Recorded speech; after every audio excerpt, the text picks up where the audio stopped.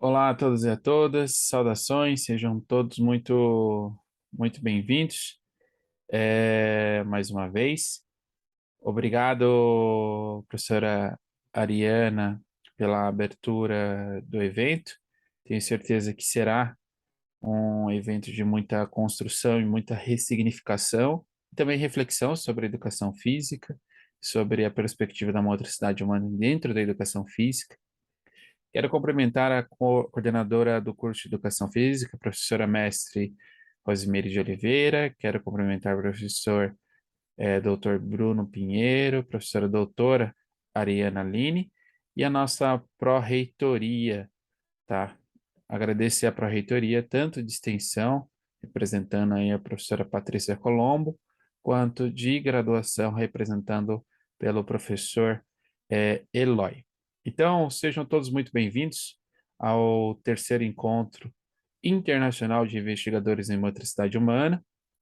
É um evento muito importante que acontece na sua terceira edição aqui na casa, na qual eu sou um dos professores, sou o professor Bruno Alan, para aqueles que eu não conheço, sou muito feliz, fico muito feliz de estar aqui com vocês, porque é muita responsabilidade fazer a abertura deste evento com uma palestra de abertura no evento que traz uma proposição necessária à educação física e que rompe com um pensamento dicotômico, às vezes, em relação à educação física e esporte e ao desenvolvimento humano. Então, hoje eu convido vocês a participarem deste primeiro momento com a minha fala, mas na parte da noite também nós temos mais dois momentos importantes, que a gente tem lá a professora.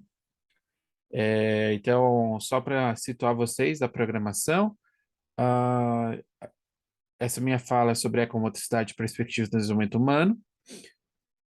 À noite, nós vamos ter a atuação profissional em pesquisa em motricidade humana, com o professor Sérgio Toro, que é a professora da PUC do Chile, e a professora doutora Sheila Pereira dos Santos Silva, que também os dois vão compor uma mesa redonda e na qual eles vão trazer também várias reflexões importantes para a gente avançar nos estudos de motricidade humana. Quero situar vocês, turma, sobre duas coisas, agradecendo já ao nosso centro acadêmico em educação física, o CAIFU, porque os alunos foram muito engajados no sentido de ajudar na organização deste evento, ajudar na organização deste momento, e também situar todos vocês que vocês estão no curso nota máxima no MEC, tanto no bacharelado quanto na licenciatura. Então, aproveitem o curso de vocês, que eu tenho certeza que a propriedade acadêmica, técnica e científica é desenvolvida dentro do nosso curso. Falo isso como professor da casa, falo isso pensando no desenvolvimento de cada um de vocês. Terminando os nossos agradecimentos, eu já vou começar. A motricidade humana ela traz um olhar para o sujeito.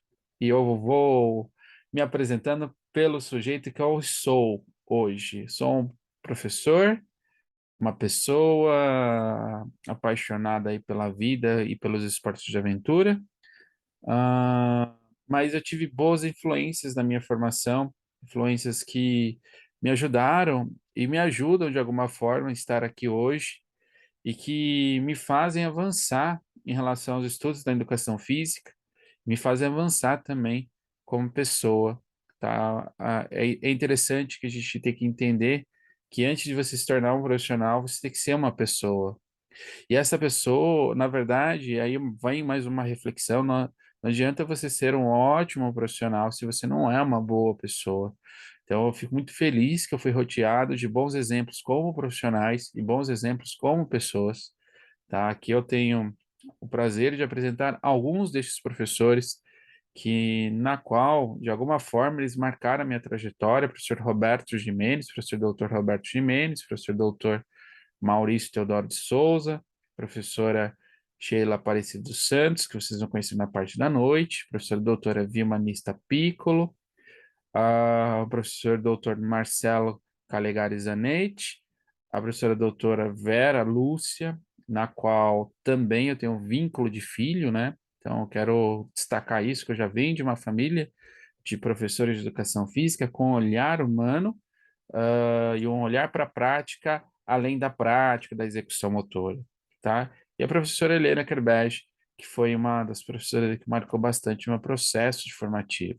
Então, da mesma forma que eu apresento para vocês, aqueles que não são todos, mas de alguma forma estes são muito representativos, esqueci de mencionar o professor Dr. Walter Correia, tá? Eles foram muito representativos na minha trajetória enquanto professor e enquanto pessoa também nos últimos 12 anos aí atuando com educação física.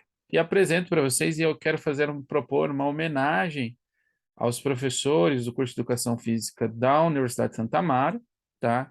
Aqui eu tenho uma imagem com alguns dos professores que atuam diretamente com o curso de vocês, atuam com garra, com determinação, com carinho, com humanidade, com punho firme, mas que pensam em vocês todos os dias. Então, essa semana a gente celebra o Dia do Profissional de Educação Física, que é um marco histórico na nossa profissão, que é no dia 1º de setembro, mas ao mesmo tempo eu quero que vocês observem essas fotos, essas imagens. Já peço desculpas aos meus colegas que eu extraí isso diretamente do nosso WhatsApp, mas justamente para representá-los dentro dessa fala, que não é uma fala desconexa com nenhum de vocês, é uma fala conectada com todos vocês, da mesma forma, conectada com os meus professores, conectada com todos e também conectada com o nosso laboratório de pesquisa e motivação, tá? Então, aqui eu tenho alguns colegas que eu quero representá-los também, então, que já vieram na Unisa, o professor Luiz Antônio Júnior, professor também Luiz Felipe, o Elton, também professor Elton, o Leonardo Leonarducci, que em alguns momentos pode contribuir com o curso, a Lívia, que já veio na Semana de Educação Física passada, e eu, tá? Que é no meu laboratório na qual a gente estuda lá a motivação e o desenvolvimento humano dentro do nosso programa de doutorado, tá? Então fica o convite para vocês conhecerem este laboratório. Ao mesmo tempo, a minha fala hoje, turma, para aqueles que me conhecem como professor, vão perceber uma certa diferença, porque a minha fala, ela é conectada como Bruno, como pessoa e como pesquisador, tá? Então vocês vão ver uma proposição reflexiva com base nos estudos sobre a motricidade, mas que trazem o pesquisador que eu sou hoje, o professor que eu sou hoje e a pessoa que sou hoje. E só para vocês entenderem a história do nosso evento, aqui dentro da Unisa, é um evento necessário. Esse é o primeiro ponto. Eu quero agradecer tanto à professora Rose, que aceitou participar e, na verdade, auxiliar e apoiar a realização deste evento, quanto a nossa reitoria em relação à construção deste evento. Então, ele começa lá desde quando eu entrei dentro da Unisa, lá em 2018. Em 2018, nós propomos um encontro de investigadores em motricidade humana e um primeiro festival de ginástica para todos, que aconteceu em meados deste ano. Foi bem interessante, porque foi uma primeira proposição para um olhar humano, um evento com um olhar humano, um evento com um olhar para além da atividade física e do exercício, um evento que olha para as pessoas, olha para a história daquelas pessoas, olha para o que elas percebem e olha para elas como seres que são transformadores deste mundo. Após isso, nós propomos um segundo encontro em 2019, ainda com uma característica regional, mas já de desenvolver uma proposição do olhar da motricidade humana dentro da própria Universidade de Santa Amaro, mas como um olhar necessário, até mesmo porque nós tínhamos na época disciplinas que discutiam motricidade humana dentro do currículo. Avançamos na proposição e a pandemia trouxe uma outra oportunidade da gente avançar na força e antecipar algumas coisas em relação ao encontro, que aí em 2020 nós propomos lá o primeiro encontro internacional de investigadores em motricidade humana.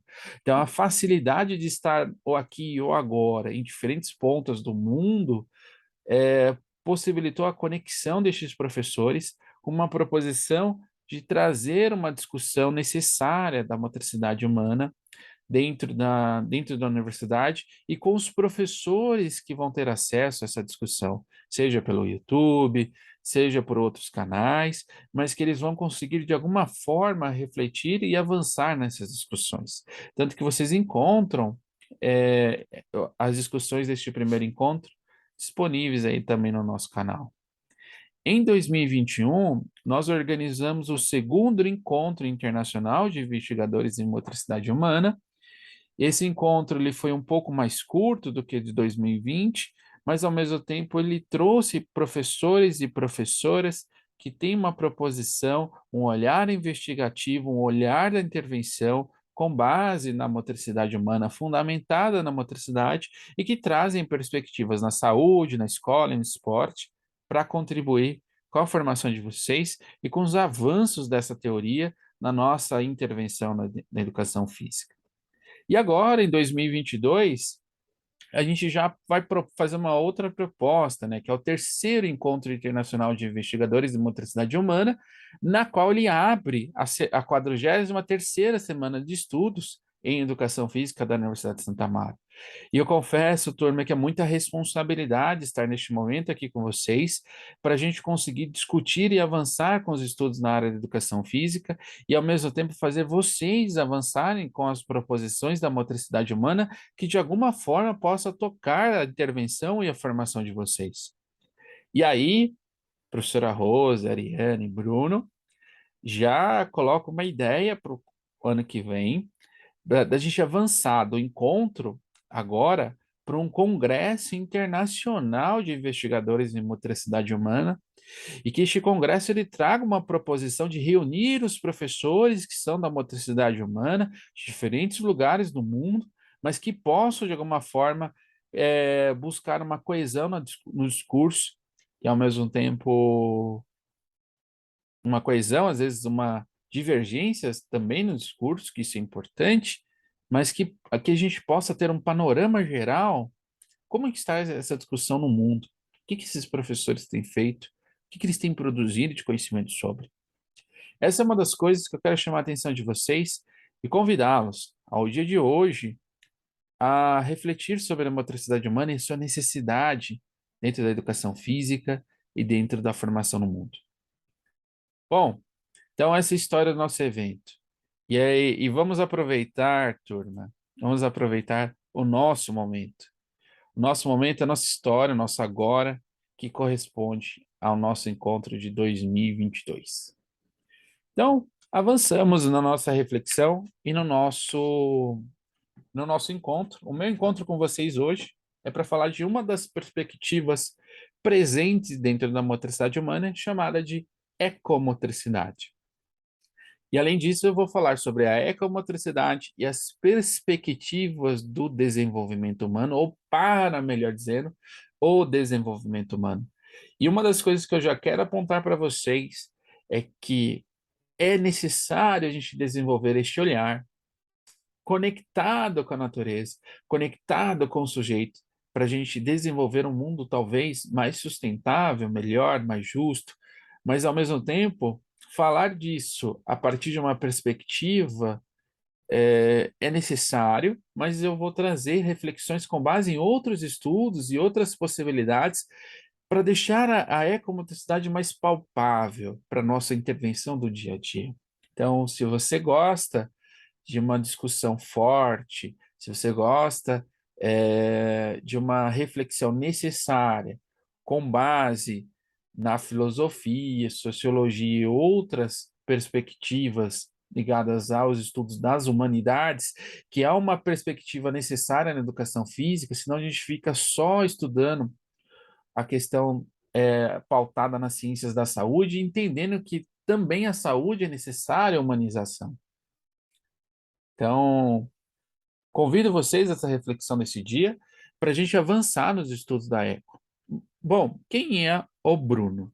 tá? Então, o Bruno é um graduado em Educação Física, bacharel em licenciatura, tem uma pós-graduação Lato Sensu em Educação Física Escolar, tem uma outra pós-graduação em Esportes e Atividade de Aventura, sou um mestre em Educação Física na área do fenômeno esportivo e sou doutorando em Educação Física na área do fenômeno esportivo. Eu estudo o enfrentamento, que é o coping, dentro do surf profissional brasileiro, tá? Lá no meu mestrado eu fui estudar a percepção emocional na aprendizagem do surf, tá? Então, participo atualmente de um laboratório de pesquisa e estudos da motivação e desenvolvimento humano.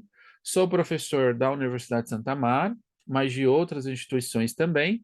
E aqui também sou coordenador do programa de extensão em educação física da Universidade de Santa Amaro e da pós-graduação em práticas corporais de aventura da própria Universidade de Santa Amaro, tá? Então é muito importante a gente destacar o que a gente desenvolve aqui dentro da instituição, mas de alguma forma eu acredito que eu consigo propor algumas reflexões para professores em diferentes lugares no mundo e de diferentes lugares do Brasil e que isso possa transformar a educação física de alguma forma. Turma, se a gente não acreditar que a gente não transforma a educação física, alguma coisa de errado eu estou fazendo, tá? Alguma coisa não está funcionando direito. Eu preciso refletir qual é o meu real papel. É muito mais do que um exercício, é muito mais do que levar o esporte para uma comunidade. Levar o esporte para a comunidade é a parte mais fácil que tem, porque o esporte, politicamente, visualmente, ele é bonito, mas ele não resolve os problemas sociais, ele não resolve desigualdade, ele não resolve discriminação. Ele só vai ser possível se ele for amarrado com uma política pública eficaz naquela comunidade. Por isso que vocês vão ver que o meu olhar hoje, ele vai ser um olhar de uma reflexão, e esse é o meu objetivo, da ecomotricidade com base na fenomenologia hermenêutica e suas possibilidades em relação ao desenvolvimento humano. A fenomenologia hermenêutica é uma perspectiva de estudo da narrativa, mas a gente propõe uma linha para estudar a experiência vivida, mas a experiência que é narrada, a experiência que é sentida por pessoas. E são técnicas para entender textos, imagens, relatos, entrevistas e assim por diante. A fenomenologia ela me propõe um olhar crítico sobre a sociedade, um olhar pautado como esse globo que eu vejo, eu apresento para vocês, que a gente consegue, por cada ângulo que eu me posicionar, eu vou ter uma visão diferente daquele fenômeno, eu vou ter uma visão diferente daquele espaço, eu vou ter uma visão diferente daquela sociedade ou daquele grupo. E talvez essa visão diferente vai me ajudar a propor programas esportivos, talvez, eficazes, ou que de alguma forma vão auxiliar ao desenvolvimento de alguma política pública a ser implantada naquele lugar. Nesse sentido, é a primeira coisa que a gente tem que entender que a motricidade humana, a ecomotricidade, ela tem esta perspectiva buscar o sujeito dentro da experiência comum. Então, na verdade, a gente tem que entender que o sujeito que pratica skate, por exemplo, no num bairro de Parelheiros, ele está conectado de alguma forma com o mundo. O sujeito que joga futebol, o sujeito que desmata, o sujeito que rouba, o sujeito que abraça, o sujeito que tem esperança, ele está conectado de alguma forma com o mundo, porque ele faz parte da transformação histórica do mundo.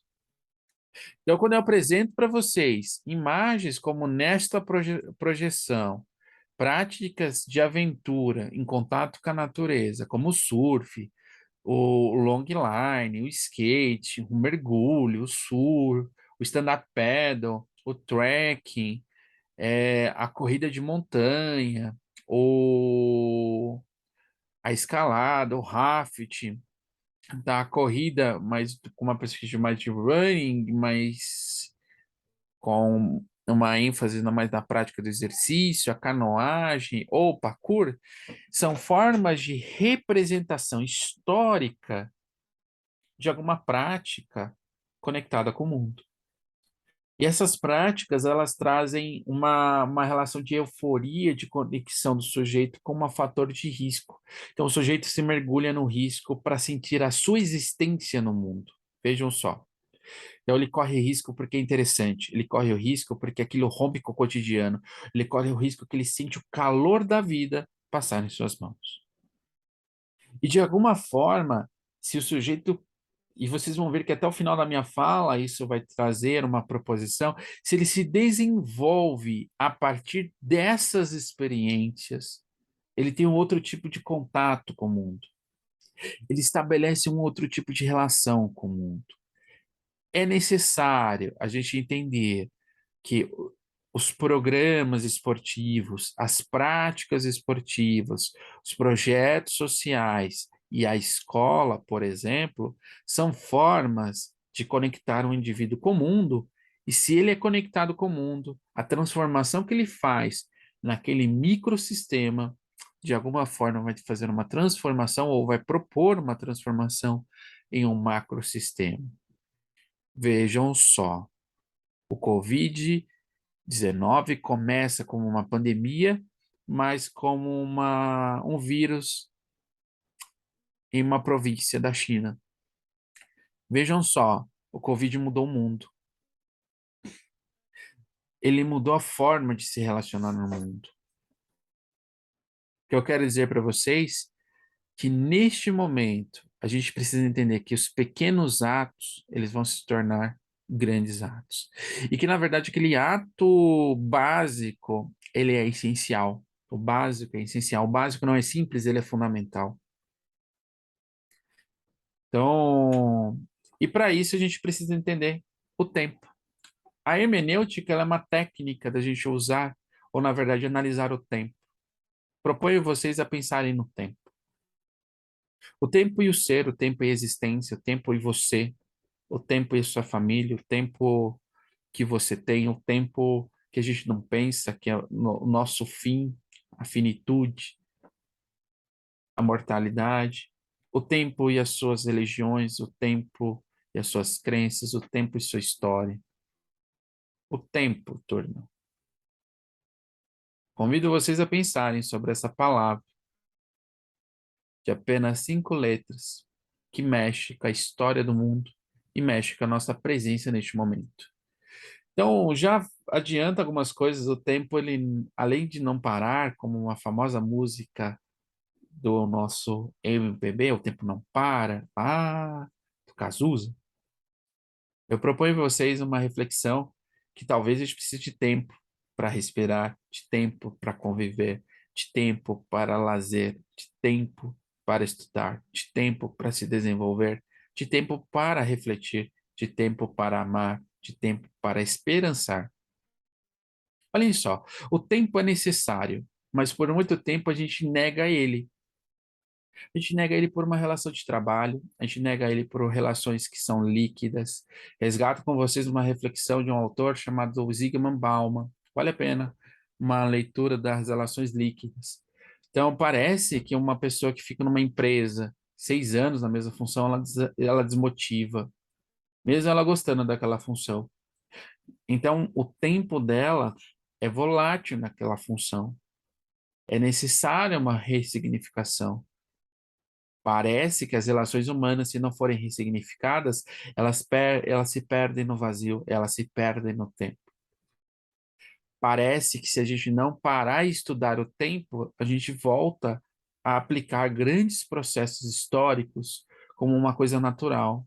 Execução, discriminação, busca de uma raça pura, tá? Busca de um regime extremista. Então, parece algo simples, mas quando eu proponho para vocês que o tempo é algo necessário, é algo que não é tão simples de entender.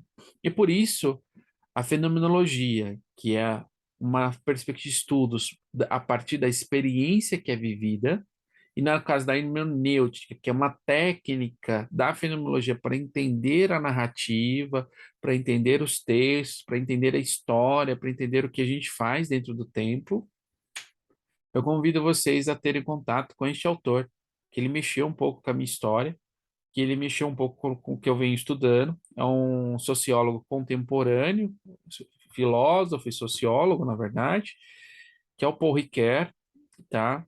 E o Paul Ricoeur, ele é contemporâneo porque ele traz uma proposição de estudos com base na fenomenologia hermenêutica e que isso faz a gente refletir sobre várias coisas. A necessidade de relembrar o passado, a necessidade de entender o agora e a necessidade de pensar no futuro, tá? O Ricoeur, ele tem uma coleção muito vasta em relação à sua contribuição, como na escola da fenomenologia, a, o Vivo até a Morte, o discurso da ação, a simbólica do mal, a Teoria da Interpretação, que é um livro bem interessante, tá? O Diálogo sobre a História e o Imaginário Social, tá? A Filosofia Ética e Política, tá? Que é um dos livros que vai trazendo essa proposição necessária de entender como que a ética e a política são necessárias e devem ser entendidas, e porque às vezes ética e política também não se combinam. Reparem, é só a gente reparar como é a construção política brasileira, enquanto a gente tiver, por exemplo, uma pessoa pegando o consciência política, tá, turma? Ela resolve quem ela vai votar, ela pega o papel no chão, ela entra na urna e ela vota, tá? Então não existe consciência em relação a isso, e ela não entende que o papel dela micro altera o macrosistema, tá? É uma situação interessante. O homem falível, né? Aquele homem que falha, a metáfora da vida, o indivíduo e o poder, o conflito e a interpretação, a ideologia e a utopia, tá? Do texto à ação, né? Na verdade, entender a reflexão que vem por uma proposição, às vezes, textual, mas como isso implica no futuro, né? Na ação. Por exemplo, qual que é a necessidade de ter um museu, tá? Porque o museu ele traz história. E tem gente, a gente tem um ditado popular que é bem interessante, bem problemático, por exemplo, que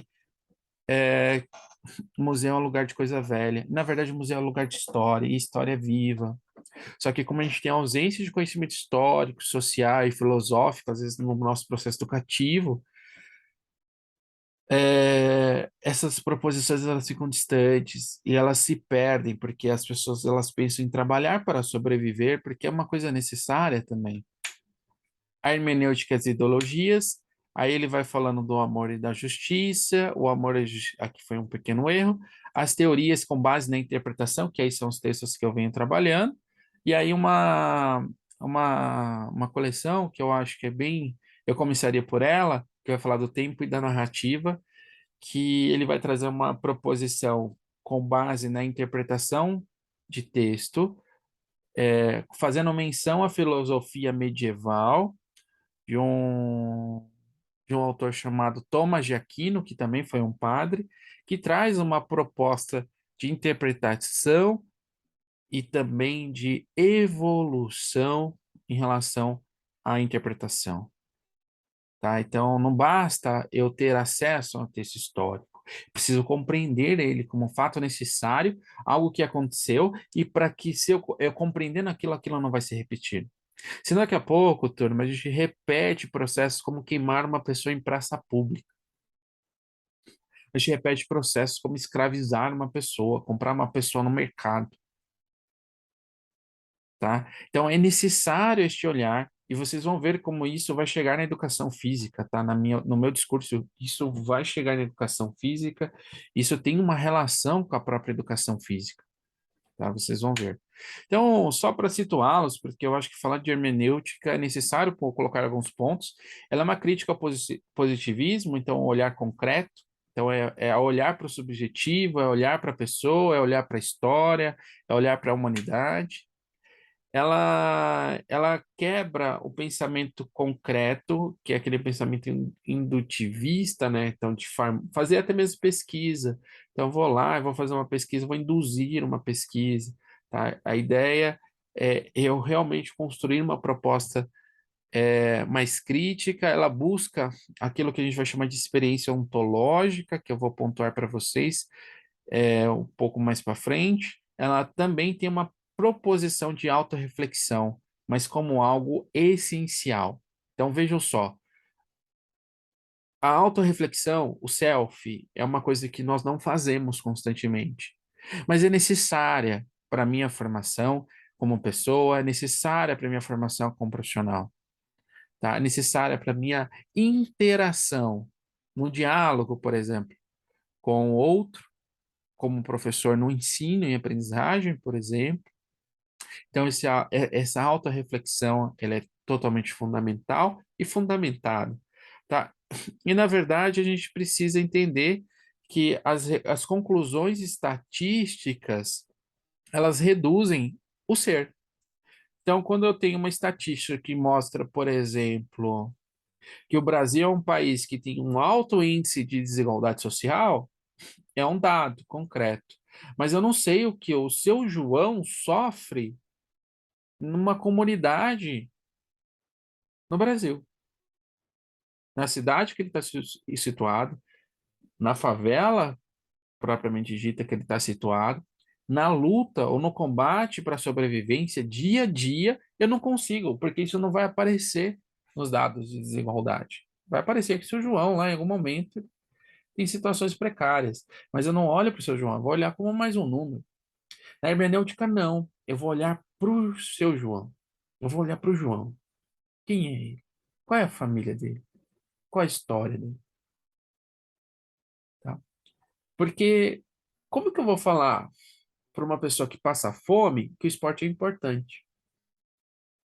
Para uma pessoa que é discriminada que o esporte pode salvá-lo? Se eu não combater a fome, se eu não combater a discriminação, a ausência de emprego, a ausência de habitação. Por isso que é necessário. E, gente, eu não estou falando que a estatística é ruim, tá? Em nenhum momento. Mas é necessário um outro olhar, tá? É necessário este olhar que a gente está tentando construir aqui de forma coletiva.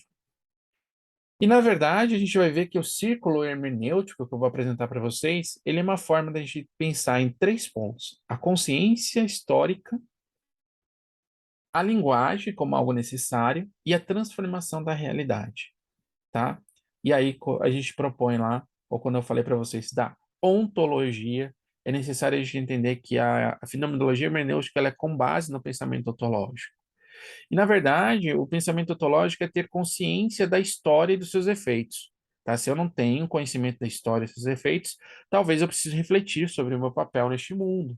Tá? Eu preciso entender mais de história para entender os efeitos dela e como ela implica na situação que nós estamos hoje. Tá? Nós estamos aqui neste momento porque nós estamos conectados com a história de outras pessoas que lutaram pelo acesso à universidade, por exemplo. E vocês estão aqui porque essas pessoas lutaram de alguma forma e de alguma forma elas possibilitaram a nossa presença neste momento. Então é necessário a gente entender isso. E aí a consciência ontológica ela vai ter esse papel. O sentido da investigação hermenêutica, na verdade, é revelar o milagre da compreensão e não necessariamente uma comunicação entre pessoas, tá? É a gente entender que a partir de uma perspectiva comum, a história ela pode ser refeita e ela pode ser reconstruída pelas pessoas que estão naquele momento, tá? Ela é proposta, a hermenêutica, por um autor chamado Martin Heidegger, tá? Que é um filósofo também alemão, mas eu trabalho aqui com vocês, na minha visão, com duas proposições, a do Paul Ricoeur e também do Hans Gadamer, tá? Que são mais contemporâneos do que o Heidegger e trazem outros avanços em relação à hermenêutica. Tá? E aí eu quero que vocês reflitam comigo em uma proposição que é necessário da gente pensar na consciência histórica. Tá? Como eu falei para vocês, a consciência histórica, coloca aí no seu caderno, importante, anota aí em algum ponto para você acompanhar a nossa. A gente vai chegar na educação física a partir disso. Vejam só. Então, a consciência histórica, na verdade, ela é algumas coisas muito interessantes em relação a isso. Primeiro, que a consciência histórica já não escuta a voz do passado, né? Mas ela tem uma proposição de refletir sobre a mesma. Porque uma coisa é escutar. Vocês escutaram alguma música hoje de manhã, provavelmente. Escutaram uma notícia. Escutaram que alguém morreu, talvez se você ligou o jornal. Algum acidente aconteceu. Você escutou, mas não quer dizer necessariamente que você pensou sobre aquilo, você refletiu sobre aquilo, e você entendeu que aquilo de alguma forma pode implicar também no seu, na sua existência, tá aí no seu cotidiano, tá? Então a ideia é refletir e recolocar em si dentro de um contexto necessário, tá? Eu tenho que mergulhar naquele fato. Então, por exemplo, vamos falar da escravidão do país, tá? No Brasil. Se eu quero falar da escravidão, é necessário não só eu escutar sobre a escravidão, mas eu parar e refletir sobre algo. Senão, a gente vai ter aquele discurso, como eu vou usar como exemplo lá na frente, que o Brasil foi descoberto e que as pessoas que descobriram o Brasil eram muito boas. Elas tinham extremamente boas intenções com o Brasil, tá? E se você escuta isso sem a menor reflexão, você vai ter essa perspectiva. E a gente não entende que essas pessoas e a história às vezes é narrada com uma intenção. Por isso que é necessário ter consciência. E essa consciência ela só vai vir da interpretação.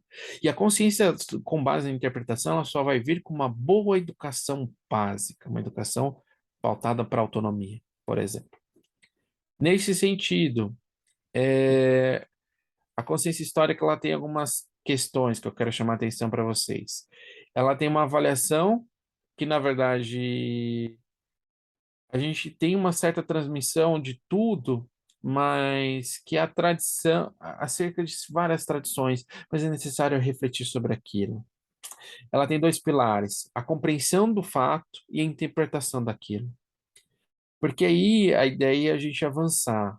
Se eu compreendo e interpreto, eu posso transformá-lo no futuro, tá? E essa transformação, ela vem de uma coisa que a gente vai chamar de linguagem. A linguagem, na verdade, é aquele ser que pertence ao mundo, tá? Que um ser sem barreiras linguísticas, um ser que é delimitado nele mesmo, tá? E que a linguagem, na verdade, é uma construção que se associa à tradição. Na verdade, essa tradição é uma relação de liberdade histórica, mas que faz parte da existência daquele próprio ser. Então, o que eu quero dizer para vocês aqui a partir disso? Você hoje é fruto das experiências de vida que você teve. Você é um ser completo, em transformação e em atualização. Sinto dizer, você é a sua melhor versão atualizada até este momento. Se você acha que você está pior, pensa só que você é a tua versão mais atualizada, tá? Você tem a oportunidade de ser melhor ou pior, mas na versão sempre atualizada. Porque isso tem relação com o seu processo histórico, tá? E o círculo hermenêutico, ele tem essa relação muito interessante que eu apontei para vocês, com base nesses blocos, com alguns elementos, tá? Eu preciso entender a tradição da cultura daquele povo, né? Daquela situação que eu estou vivendo.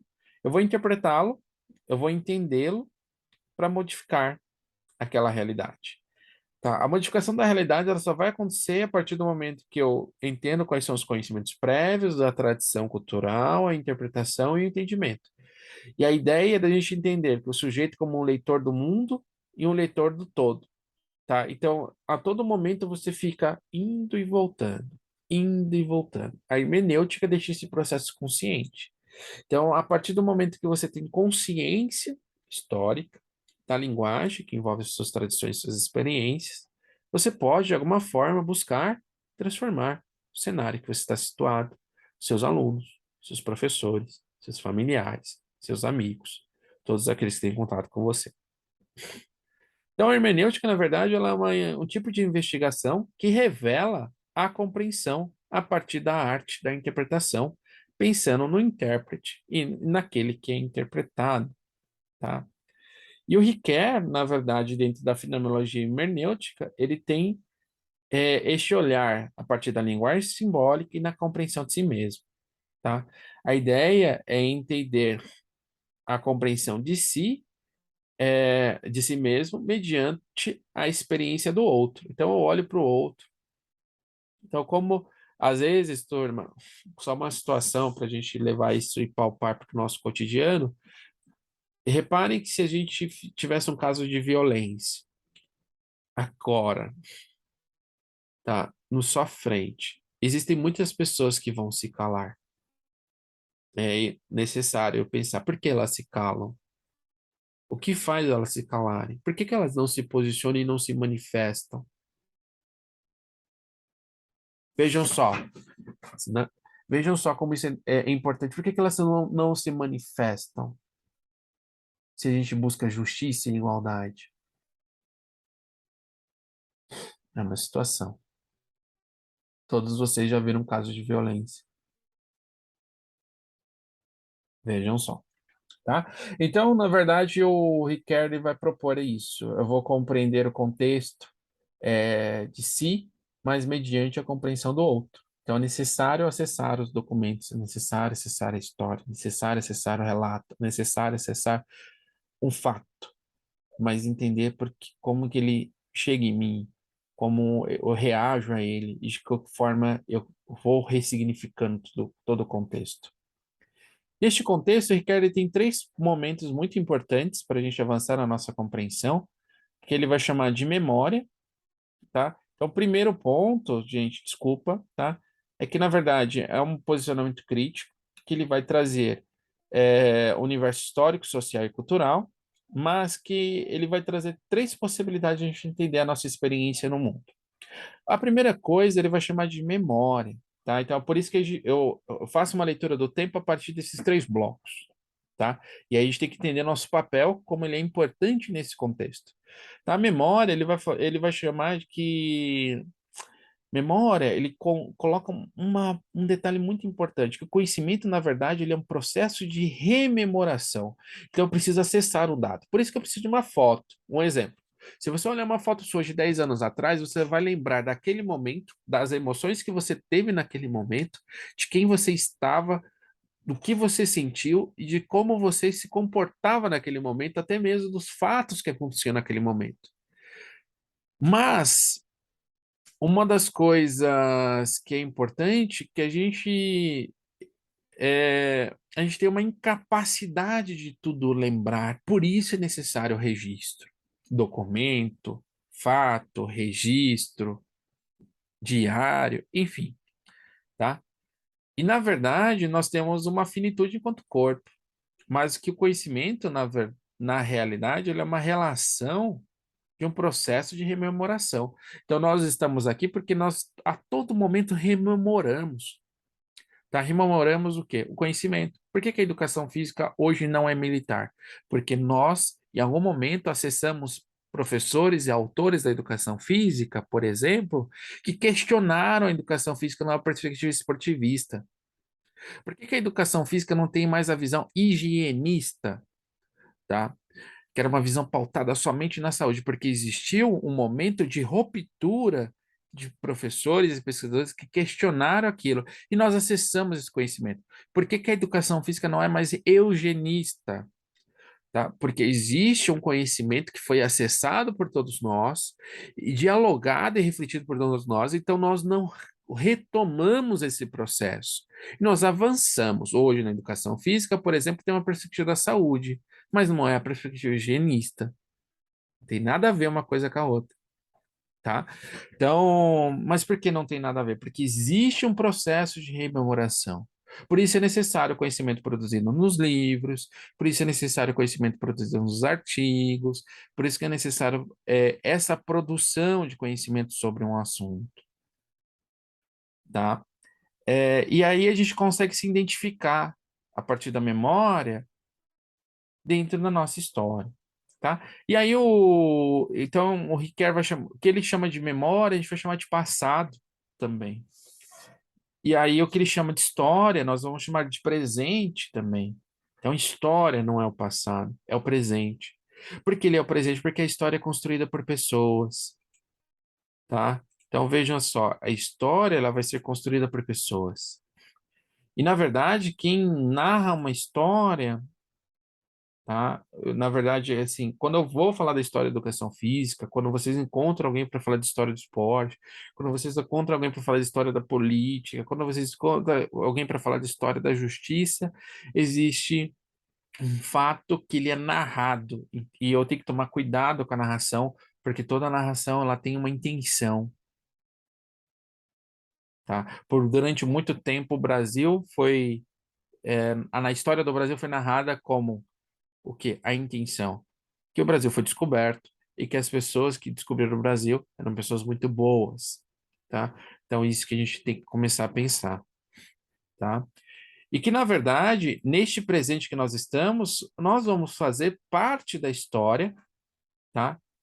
E, e aí eu preciso pensar, o que eu faço no presente como parte da história para transformar o futuro, tá? E que, na realidade, quando nós temos uma história hoje, uma interpretação hoje, é porque nós tivemos um encontro entre perspectivas diferentes e uma reflexão sobre aquela perspectiva.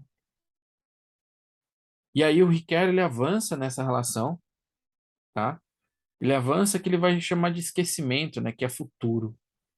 Olhem só, ele faz uma metáfora aqui. Essa metáfora ela tem um ponto muito importante, que existe algo que eu não posso esquecer. Por exemplo, quais lembranças nós temos? Comenta aí no chat da pandemia que eu não posso esquecer. Olhem só, as coisas mais simples, que são essenciais, a pandemia tirou da maioria das pessoas. Contato físico, relacionamento social, são essenciais. Vejam só.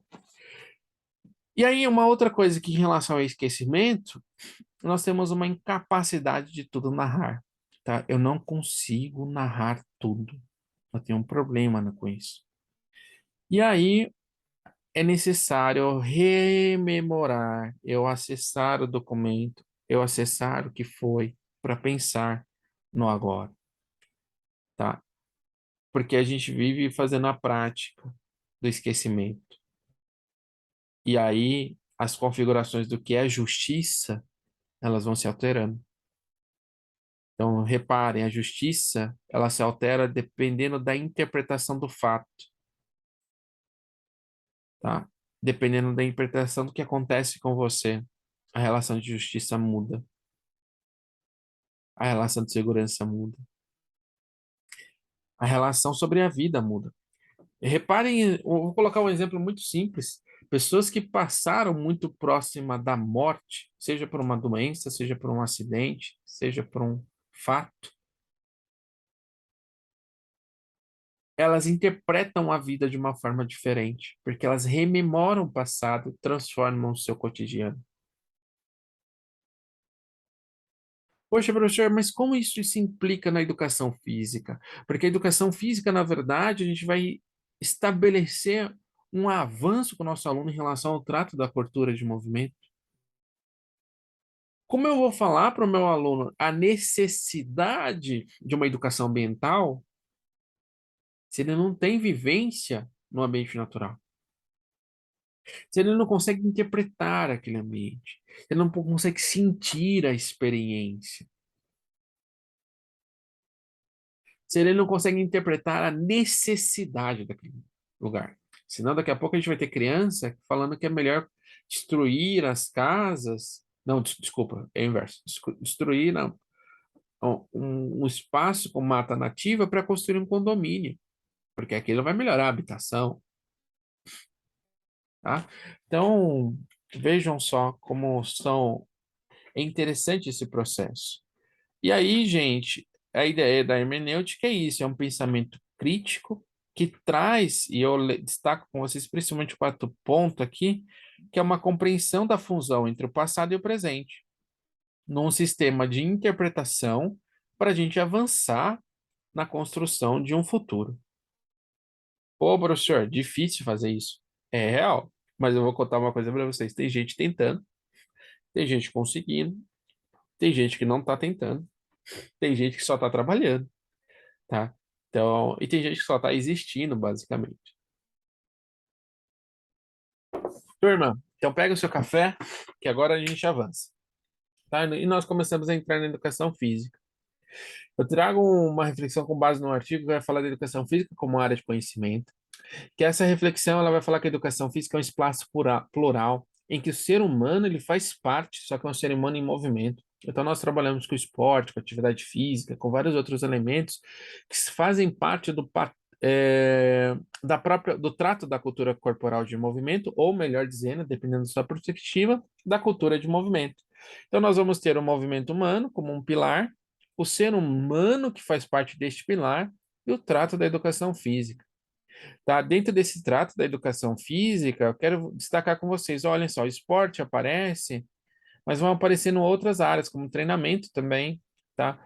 Vão aparecer áreas sociais também, tá? Vão aparecer áreas ligadas à pedagogia também, tá? Então, são diferentes perspectivas de pensar no trato da educação física, e essas diferentes perspectivas, elas são necessárias. Se a gente perguntar, por exemplo, qual é o nosso corpo de conhecimento, tem muita gente que tem dúvidas sobre educação física, porque nós trabalhamos com uma área de intervenção no movimento humano, fundamentada em diferentes perspectivas. Vejam só, aqui eu estou apresentando uma para vocês, mas existem várias outras que realmente aumentam as possibilidades de intervenção e de interpretação do movimento humano. E aí eu quero pensar com vocês, com base na hermenêutica, algumas proposições. Então, um exemplo, neste artigo, aproximações com base na hermenêutica, é um estudo, na verdade, muito interessante, que ele faz uma análise de alguns relatos de professores. Olhem só. Então, nesse caso, o trabalho da docência é um processo de sedução, na qual o professor, na verdade, precisa ter para si a importância do seu próprio trabalho. Então, preciso reconhecer como professor, me reconhecer como professor, você precisa se reconhecer como estudante, mas como um ser necessário dentro do seu próprio trabalho, mas ao mesmo tempo que vai construir, partilhar experiência com seus alunos, com seus colegas, com seus familiares e assim por diante, dando sentido a uma forma de um trabalho, mas é necessário o esforço da interpretação, tá? Da própria educação física como uma área necessária de transformação da cultura de movimento naquele lugar.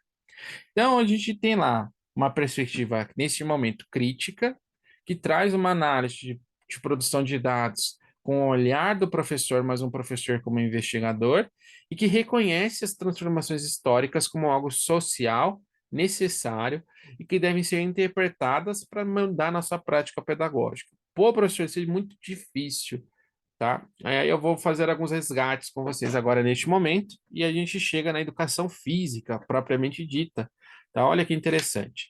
Então aqui a gente tem uma imagem do Brasil em diferentes períodos históricos, tá? Então a gente tem lá a caravela chegando, o período pré-colonial, período colonial, período imperial e o período republicano, tá? Que é o que a gente está vivendo hoje, tá? E se a gente não tiver consciência histórica, a gente pode voltar lá para a caravela. Tá? Então, é só para a gente pensar que esse é um processo que, se não houver essa interpretação do que foi, a gente começa a retomar processos históricos. O Ricardo ele vai falando isso. Se a gente não tiver rememoração, a gente retoma uma educação física antiga. Se a gente não tiver rememoração, a gente retoma uma sociedade antiga, ou a gente retoma alguns ciclos sociais, ou, melhor dizendo, alguns ciclos que na verdade representam vários problemas sociais que já existiram e que não existem mais, que nós lidamos hoje com outros problemas. Mas aí o resgate também, é necessário a gente voltar a essa imagem, tá? É necessário a gente fazer esse resgate, tá? Então aqui eu tenho uma imagem do garimpo de ouro em Serra Pelada, tá? Então, olhem só, isso é uma imagem do início da década de 80. Quais eram as condições de trabalho que essas pessoas tinham? Qual era a formação dessas pessoas? Tá? Quem são eles hoje? Tá? Como eles alteraram o contexto? O que que essa febre do ouro trouxe? Ou quais são os problemas ambientais que essa febre do ouro trouxe? Tá? Como que está, por exemplo, a situação do garimpo ilegal do Brasil que ninguém olha? Tá? Por que que essas pessoas estão aí? Tá? Que tipo de educação ela teve para buscar sempre uma fonte de riqueza? E, na verdade, talvez se a gente tivesse um processo educativo mais crítico e uma sociedade melhor, talvez ela teria o trabalho que busca a sua realização, que dê condições dela viver bem, e ela não vai entrar nessa febre. Só que isso é difícil, tá? Isso é difícil, mas é necessário olhar quem são os garimpeiros lá de Serra Pelada, tá? Uma outra situação interessante para a gente rememorar, tá? A tristeza estampada no rosto de um francês quando a França era invadida pelas tropas nazistas na Segunda Guerra Mundial. Pessoal, é necessário, é este exercício que eu estou fazendo com vocês, olhar para o passado, para entender o hoje. Outra imagem. Gente, eu estou falando de um fato com menos de 100 anos. Estou falando de um fato com menos de 50 anos. Eu estou falando de um fato com menos de 600 anos, tá? Então, o que eu quero dizer para vocês aqui é que a gente precisa pensar como nós estamos dentro da história. Olhem só, aqui tem uma imagem de 1939, que ela vai registrar a última execução pública, tá? Por guilhotina na França. Gente, a execução era um espetáculo. Não sei se isso passa na cabeça de vocês. Era um espetáculo, inclusive de justiça. Poxa, professor, então quem cometeu um crime não precisa pagar? O que fez precisa, mas a nossa relação de justiça, ela tem que ser relacionada à vida também. Era um espetáculo, turma. Acontecia na praça. Imagina se fosse hoje, você andando ali na Praça da Sé, do nada tem uma execução. Ah, professor, tem criminalidade. É uma outra situação. Tem fome, professor. É uma outra situação, tá? Aqui tem uma imagem também para a gente pensar, aqui do Brasil. Massinha, tá? Brasileira, sendo carregada para os seus escravos, tá? Uma imagem, contrato de 1860. Turma, essa imagem é forte. E aí tem gente que questiona, essa imagem tem menos de 200 anos.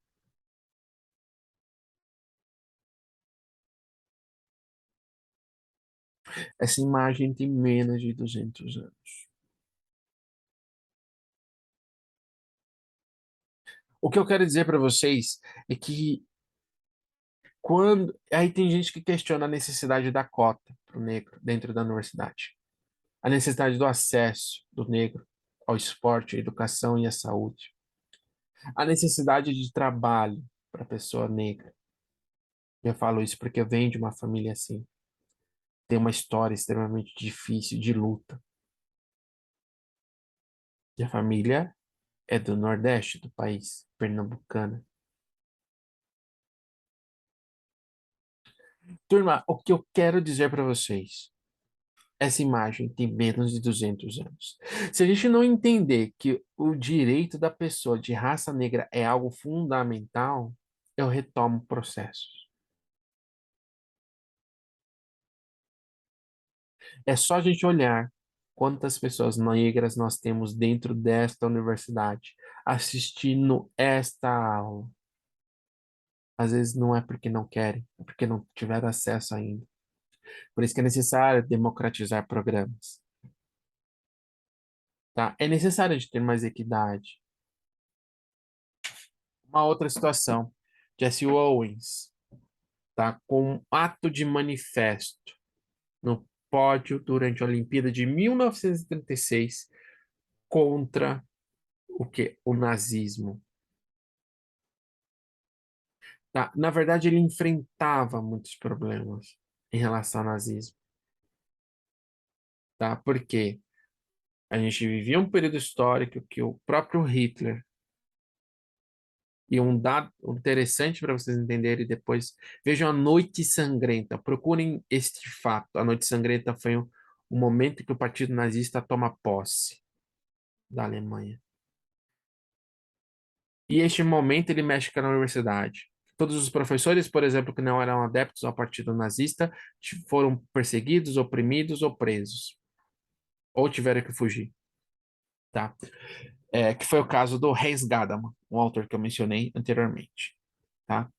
Que no caso do Heidegger, que foi o que eu só falei que mencionei no começo, mas não fundamentei nele, mas o Heidegger ele teve a ascensão, tá, no nazismo como professor catedrático, mas depois ele tem lá outros posicionamentos na história depois do regime nazista. O que eu quero que vocês vejam assim, se a gente não olhar para este fato, a gente retoma e mexe diretamente com o esporte. Aqui eu tenho uma escrivaninha, uma imagem da escrivaninha do Albert Einstein, um dia após a sua morte. Tá? Lá em abril de 1955. Gente, olha que interessante. A obra do Einstein ela mexe com a humanidade e graças à interpretação das suas teorias a gente consegue avançar em relação à ciência. Então, é necessária essa arte da interpretação. Além disso, turma, trago outra reflexão necessária, tá? Aqui eu tenho uma sueca, cuja mãe sobreviveu à morte, tá? No campo lá de concentração de Auschwitz, tá? No campo que, na verdade, todos deviam conhecer, porque é um marco histórico e fundamental para a gente não repetir aquilo, tá? E ela acerta um neonazista, tá? Em 1985, turma, um sujeito fazendo apologia ao nazismo em 85. É uma preocupação. Mas a gente tem lá, a gente não precisa ir para o nazismo. A gente tem racista, machista, feminista. A gente tem uma série de problemas sociais, tá? Homofóbico. Tá? A gente tem uma série de problemas sociais muito mais presentes no nosso cotidiano. O nazismo faz parte deles. Era uma visão muito mais extremista, né? Mas vejam só. E aí é que eu tenho uma outra situação interessante. A gente tem o Cristo Redentor sendo construído lá no fim de 1920, no Morro do Corcovado, no Rio de Janeiro. E já destaco para vocês que as comunidades sofriam enquanto se construía um ponto turístico histórico da cidade do Rio de Janeiro, que não dá para negar isso. A cidade precisa avançar em relação à moradia, habitação e outras coisas. Vejam só, os problemas sociais daquela época, que não foram resolvidos em 1920, eles só foram alavancados, tá? Até hoje. Então, poxa, é necessário a gente entender que uma política pública implantada, ela tem que ter um período longo de duração, e não apenas só 4 anos, 8 anos e assim por diante. A gente precisava refletir sobre isso. E aqui eu tenho uma outra imagem muito chocante para a gente pensar. Um anúncio de um escravo fugido de 1880, cara, 1880. Pensa comigo, gente, 1880 não tá longe, não tá longe, tá perto. O escravo era um cartaz de procurado, né? Um escravo fugido, tá? Está fugido há um ano, mais ou menos, tá? Aí tem lá as características daquele escravo. Gente, 1880, tá? E aí eu trago uma outra reflexão necessária a partir disso, tá? Que, na verdade, a gente tem algumas mudanças em relação à história, mas pouco mais de 90 anos atrás, estudar, trabalhar, votar, divorciar-se, era uma luta que foi conquistada por brasileiras no começo do século XIX, porque elas não tinham nenhum direito. Gente, as mulheres que estão estudando hoje nessa universidade fazem parte de um grande movimento de mulheres, gravada, narrada e interpretada pela história. E se a gente não entender isso como algo necessário, a gente retoma processos. Ah, por quê? Porque retoma. A gente retoma um ciclo. Ao invés de avançar, a gente retrocede. É uma engrenagem. O ciclo hermenêutico é uma engrenagem. Tá? Que se não houver interpretação, existe uma retrospectiva do que foi. Tá? Então é necessário uma reinterpretação, ressignificação e avanço. Poxa, professor, como isso implica com a educação física? Gente, eu quero só colocar uma situação. Como que era a prática do esporte por essas mulheres? Será que elas praticavam? Ah, porque tem gente achando lá que às vezes o futebol feminino é inferior ao futebol masculino. Tá? E que seria errado essa disputa, tá? Então, coisas para a gente refletir aqui. E aí eu trouxe mais uma imagem interessante, só para a gente resgatar essa questão de história, de luta, tá? Galera, 1827, a mulher foi conquistar um direito das meninas a frequentar a escola. Cara, 1827, tá? Então vejam só como é necessário o conhecimento, o acesso à educação, o acesso à escola, a educação importante. Porque isso se torna um processo de reconstrução de uma identidade e de luta por direitos, tá? Então a gente tem um grande avanço nessa construção. E aqui eu trago outro problema, tá? Que naquela época era um problema que era silenciado, que hoje é um problema ainda que por alguns é silenciado, mas que trata a violência contra a mulher como algo problemático. Daí eu trago um artigo que, na verdade, ele vai falar de fatores que desencadearam a violência contra a mulher na pandemia. Galera, uma revisão integrativa que relata que na pandemia, por exemplo, a gente teve um aumento dos casos da violência contra a mulher por conta do convívio social. As pessoas ficaram mais em convívio social, elas ficaram mais isoladas e por esse fato a violência aumentou, tá? É necessário um manifesto, é necessário uma interpretação, tá? É necessário repensar. E aí eu tenho lá uma imagem da Zona Sul de São Paulo tratando a desigualdade social. E aí eu não posso ir para este bairro com o discurso somente que o esporte salva, tá? É necessário entender como eu transformo esse bairro em uma comunidade melhor, por exemplo, com a implantação de política pública, não só de esporte, mas de coisas muito mais profundas. Tá? E aqui eu tenho uma imagem também da Zona Sul de São Paulo, e que na verdade a gente tem lá um reflexo muito forte da Zona Sul de São Paulo, tá? Que é a desigualdade, que representa também a desigualdade presente no nosso próprio país, tá? E aí eu trago um outro estudo que vai falar da pandemia, o empresariado e o aprofundamento das desigualdades sociais no Brasil. Tá? Este estudo ele traz uma proposição também falando que o Covid reforçou a desigualdade social. Tá? Então, quem não tinha acesso à educação de qualidade continuou mais sem acesso. Quem tinha acesso teve mais as condições de estudar. Tá? E aí a gente tem lá. Como que eu vou dar aula remota para uma criança que não tem nem comida em casa? Tá? E o outro tem uma série de coisas. Não estou falando que o outro não possa ter, mas que, na verdade, esse que não tem precisava ter condições melhores, tá?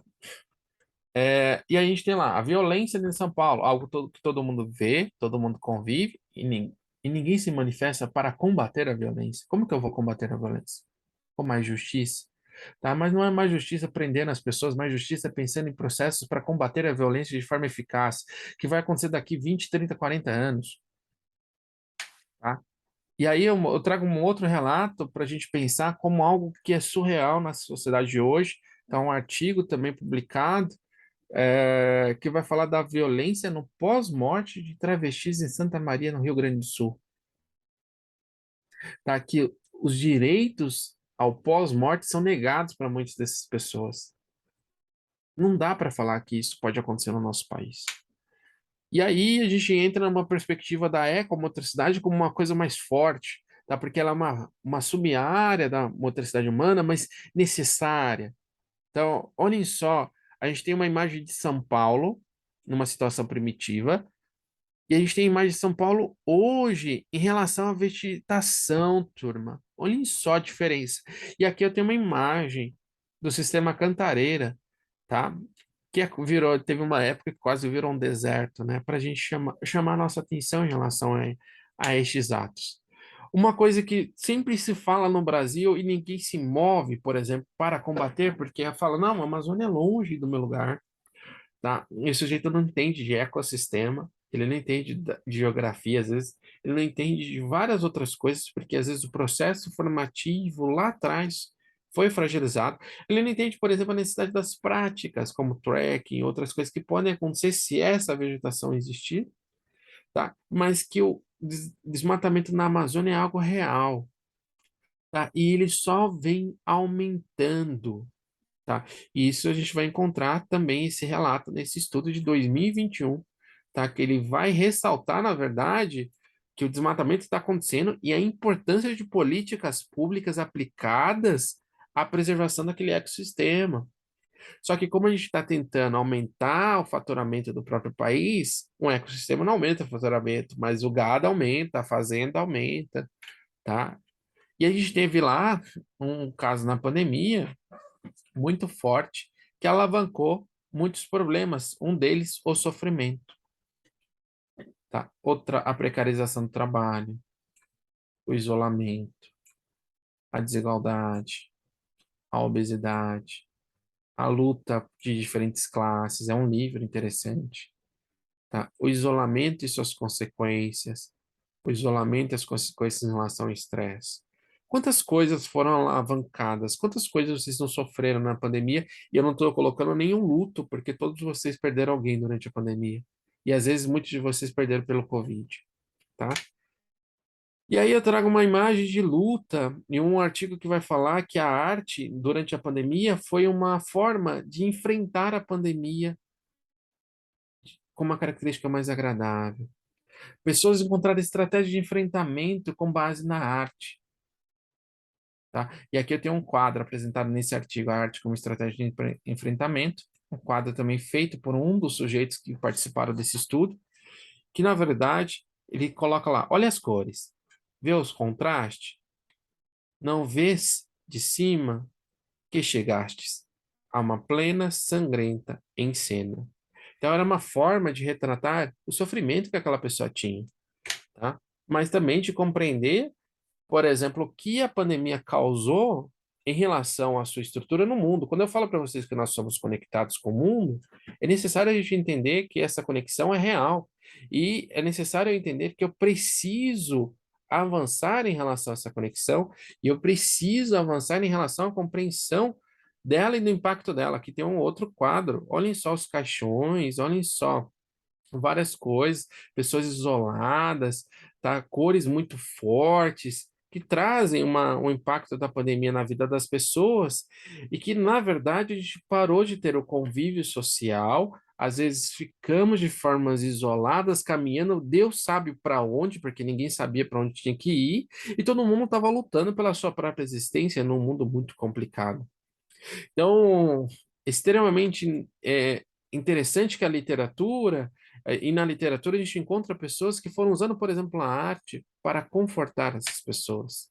Então, o que eu quero dizer para vocês, turma, é que a partir dessa consciência histórica e desses pequenos recortes que eu fui trazendo, que são necessários em interpretação, a esperança ainda é a humanidade. Guardem isso com vocês. A esperança ainda é a humanidade. A arte, a cultura, a educação, a segurança, a habitação, mas ainda acima de todas as coisas, o ser humano e toda a sua pluralidade de conexões, tá? Seja com a cultura, seja religiosa e assim por diante, é essencial. Então, há esperança. Não desista, tá? A partir desse contexto que eu fui apontando para vocês, porque é necessário a gente entender essa revolução e é necessário a gente conseguir se posicionar. E por fim, caminhando por fim da minha fala, eu vou apresentar para vocês a perspectiva da ecomotricidade, porque o que eu falei até agora está situada dentro da motricidade humana. E a ecomotricidade é uma perspectiva da motricidade humana. Eu não consigo situar vocês se não falar de motricidade, se não falar de fenomenologia. Então, Quais são as possibilidades em relação ao desenvolvimento humano? A ecomotricidade, na verdade, ela é uma conexão entre a pessoa e as práticas da natureza, mas que trazem essa conexão no sentido de evolução. É uma sinergia. Sinergias são forças que caminham em conjunto, tá? E elas andam mais forte em conjunto. Então, aqui eu tenho um relato de um indígena, tá? Se chama Ailton, inclusive, mas que ele vai colocar da seguinte forma: nosso tempo é a especialista em criar ausências, do sentido de viver em sociedade, do próprio sentido da experiência da vida. O tipo de humanidade zumbi que estamos sendo convocados a integrar não tolera tanto prazer, tanta fruição de vida, então pregam o fim constantemente e assolam as pessoas por meio do trabalho. Então, vejam só, a ideia não é desistir da nossa capacidade de sonhar, mas a ideia é de se reconectar com a natureza, se reconectar com o mundo e tentar se desenvolver a partir dela. Então, a ecomotricidade, na verdade, ela torna presente qualquer coisa com a ajuda do próprio corpo. Nesse artigo, a ecomotricidade, sinergia entre educação ambiental, motricidade humana e pedagogia dialógica, existe uma proposição que vai falar que é o reconhecimento e a incorporação dos problemas ambientais. Então, eu preciso entender que existem problemas ambientais tratados nessas duas imagens como exemplos, mas existem vários outros, tá? Mas que não só compreenda quais são os problemas, porque uma coisa é olhar para o fato, outra coisa é eu interpretar o fato, tá? Porque são problemas reais e contemporâneos, mas eu preciso reconhecer estes problemas como meus, são problemas meus. E se são problemas meus, eu preciso combater. São problemas seus, de vocês, de cada um de vocês que estão assistindo essa aula. Nesta perspectiva, é necessário a gente pensar num mundo que convive com todos aqueles problemas que eu apresentei para vocês anteriormente, mas que é necessário a gente pensar nestas palavras que se encontram neste quadro. Salva aí com você, tira print, tá? Vida, viver, ser, ir, amar, tá? Almar, alma, ver, tá? Árvore, doar, sentir, morte, culpa, sábio, transcendência, tá? Vejam só, palavras que fazem parte da nossa vida, mas que às vezes a gente nega, não interpreta, escuta, mas não reflete. Trago outro estudo para a gente pensar nisso, pensando muito na prática, um estudo falando do desporto na floresta, um estudo português, tá? Por uma orientação geopoética nas unidades de conservação. Então, qual que era a ideia? Fazer uma prática num ambiente natural e que esse ambiente leva a pessoa a conhecer diferentes perspectivas em relação àquele parque ecológico, tá? Então, ela vai conhecer desde a sua construção até pontos que são interessantes em que ela vai levar aquilo na sua memória, na sua existência e vai ter esse registro para refletir sobre aquele momento.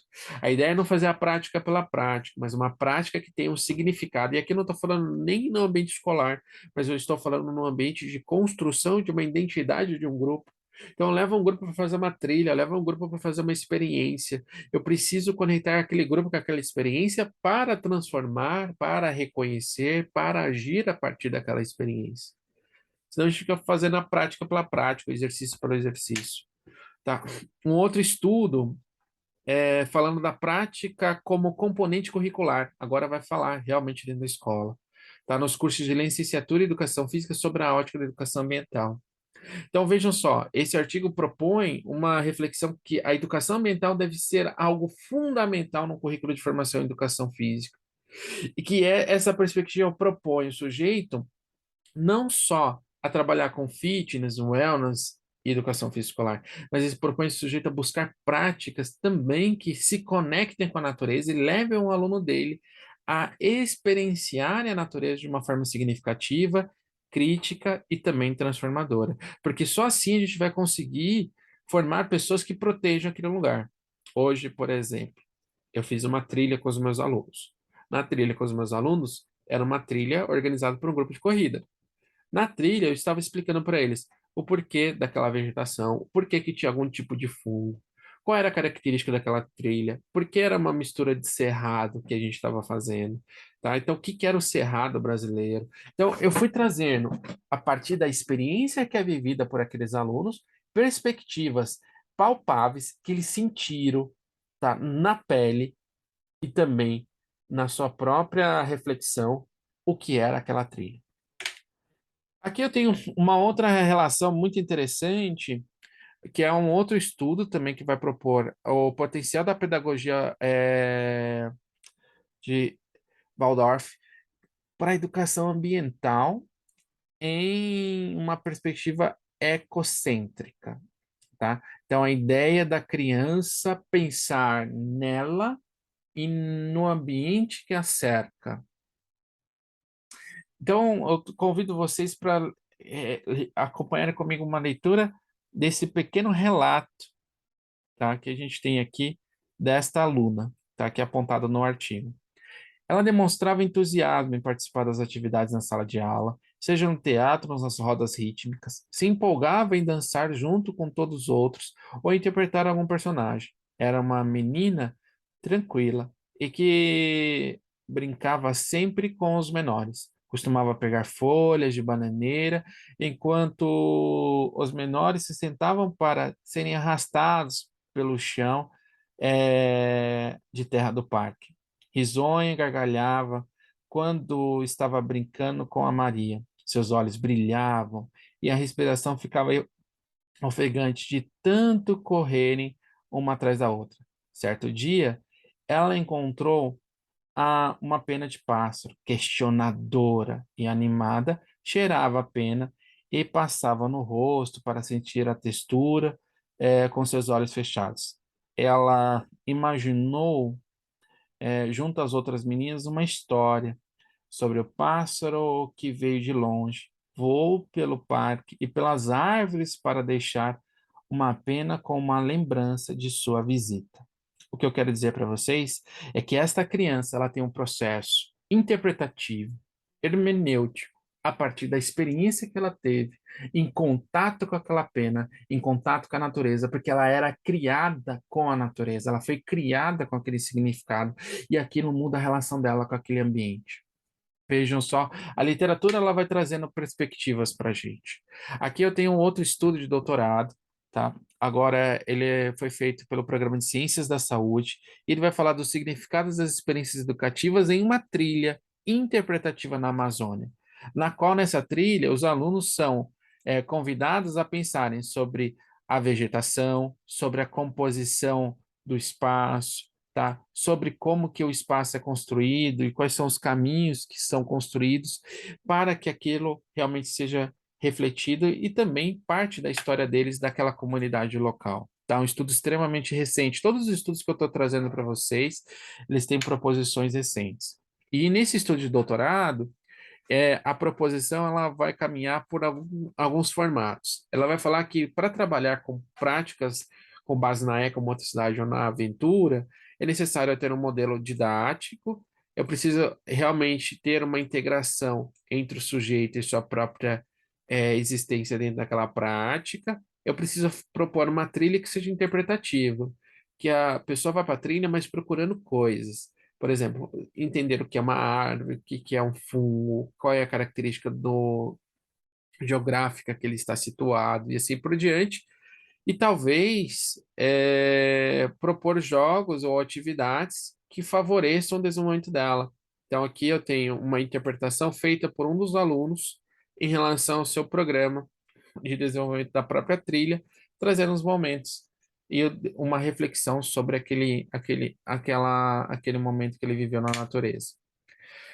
Então, na criação de programas em relação à aventura, prometo, gente, que a gente está terminando, estou caminhando para o fim. Trago um outro estudo de doutorado, realizado na Universidade de Lisboa, tá? E que ele vai propor um programa, e olha que interessante, um programa de formação com base na aventura e no contato na natureza. Então, sendo 50 horas presenciais, 50 horas de trabalho autônomo, tá? divididas em 7 sessões. Então, tem lá a primeira sessão, que vai envolver a construção de um quadro, com as atividades de exploração na natureza, tá? Que vão envolver a atividade de orientação. Um segundo quadro, que vai ser as atividades de orientação com ciclo de diferentes ambientes, pensando no processo de aprendizagem. Um terceiro que vai fundamentar a teoria, que é, por exemplo, aprender a pedalar e outras teorias, e assim por diante, a gente tem uma evolução até chegar na última sessão, que é a reflexão e a partilha da implementação. Então, as pessoas discutem sobre o que foi feito, de alguma forma em sala de aula. Tá? Então, um programa também com uma formação reflexiva. Então, para a gente trabalhar com educação ambiental, turma, não é só levar a pessoa para a trilha, é propor para ela uma reflexão crítica sobre o que ela está fazendo naquele momento. E aí, a partir disso tudo, com o olhar da ecomotricidade, com o olhar ecológico, com o olhar da motricidade humana e hermenêutico, eu trago algumas recomendações muito práticas para a gente ter essa necessidade com essa imagem que eu, principalmente, eu adoro bastante, de um menino aprendendo e surfando, tá? Então, com todo o contato do esporte na natureza, mas reconhecendo aquele esporte como algo necessário, tá? Tendo aquela experiência para a sua vida. Então, quando nós falamos de desenvolvimento humano, nós falamos de transformação social. As pessoas só vão transformar a sociedade se a gente tiver um índice de desenvolvimento humano alto. Então, aqui eu trago um outro estudo, tá? Um outro artigo para a gente pensar em recomendação prática, que ele vai falar de um projeto de educação ambiental e lazer, tá? Chamado PEDAL, tá? Dialogando a partir de um cicloturismo na escola, tá? Então, super interessante, um artigo publicado na Licheri, que é uma revista de alto impacto na educação física, e que ela traz proposições com base na cidade de Ubatuba e outros lugares aqui de São Paulo, tá? Também em Minas Gerais. Então, ela vai apontando como esses lugares são e como eles poderiam ser, tá? Então, as crianças e os alunos vão fazendo cicloturismo e buscando aí, sob a orientação do professor, reflexões críticas da transformação daquele lugar, tá? Então, aqui foram exemplos que o professor usou, mas só para a gente entender que esse relato, na verdade, ele foi realizado na cidade, de São Carlos, como um grupo de crianças do ensino fundamental. Tá? Então, aqui a gente tem a proposição crítica e reflexiva da criança sobre aquele relato e toda a sua construção. Então, acho que vale a pena a gente sempre olhar que, às vezes, a criança pode interpretar o contexto pela charge, por um relato do que ele fez no último momento ou no último diálogo, tá? Sempre trazendo essa proposição entre o desenhar, o interpretar, mas o interpretar de diferentes formas, como algo necessário. Eu trago outras coisas e outros projetos com essa característica agora, tanto eco no desenvolvimento daquela sociedade, tá? Então, por que que a ecomotricidade ela é necessária? Porque ela procura o desenvolvimento ecológico daquela região. Isso só vai acontecer se as crianças se formarem com uma perspectiva humana, crítica e social. E não só necessariamente empreendedora, para se tornar um empreendedor, para ser uma pessoa que vai buscar trabalho independente, assim por diante, mas que ela tenha autonomia, tá? E que se essa visão empreendedora for acontecer, que seja uma escolha dela, e não que ela seja induzida a isso, como a gente tem uma composição do currículo atual. Turma, a gente tem lá um instituto que eu vou mostrando para vocês alguns lugares que trabalham numa perspectiva dentro do olhar que a gente está comentando, o Instituto Reação, tá, que atende crianças no Rio de Janeiro, principalmente, o Instituto Grande, que tem uma característica de desenvolvimento humano e integração social, tá, em que essas crianças, de alguma forma, além de elas serem auxiliadas pelo projeto, pela ONG, elas buscam transformações e, de alguma forma, elas vão transformar a comunidade que elas estão situadas, porque a transformação é evocada da comunidade. Então, tem um outro projeto que acontece aqui na Zona Sul de São Paulo, que é o chamado Projeto Rugby para Todos, o Instituto Rugby para Todos, também que tem um ideal também de formar aquela comunidade a partir do encontro com o esporte e do encontro com as suas transformações. Não só a prática esportiva pela prática esportiva, mas pensando na prática esportiva, desenvolvendo aquela criança de uma forma melhor. Existe uma outra ONG bem interessante, chama Esporte Clube do Futuro, tá? E que me chamou a atenção o que essa ONG tem, que ela tem alguns pilares, né? Então, além, que são pilares dentro da prática de favorecer o turismo, a saúde, o desenvolvimento da mídia, da educação de qualidade, de uma sociedade, tá? E também o desenvolvimento econômico, tá? Tudo isso por meio da prática esportiva. Então, é um outro processo, um outro instituto lá de Araçatuba, de São Paulo, tá? Que tem uma proposição, todos esses projetos, uma proposição não só da prática esportiva, mas da reflexão a partir do esporte e como o esporte pode transformar aquela comunidade. Um projeto que é o Primeiro Serviço, tá? Ele tem um patrocínio direto também da Unis, mas que é interessante a gente entender que a partir, por exemplo, no esporte, que as crianças não teriam acesso, que é o tênis, é um esporte elitizado, proporciona acesso ao esporte, mas também transformação daquelas crianças por meio do esporte. Então, existe um nível de desenvolvimento e é necessário. Se a gente formar aquelas crianças para serem pessoas melhores, automaticamente a gente vai ter um desenvolvimento social naquele lugar que elas estão situadas de uma forma melhor.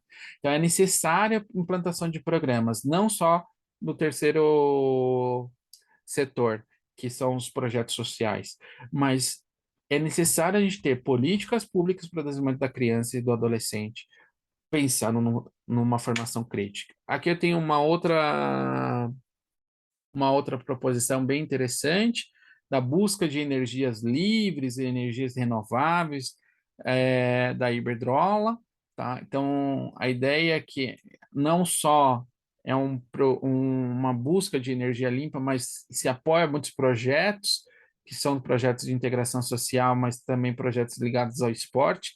Então, isso é uma coisa interessante para a gente entender de uma instituição que atende a comunidade e que pensa no desenvolvimento de uma determinada sociedade, tá?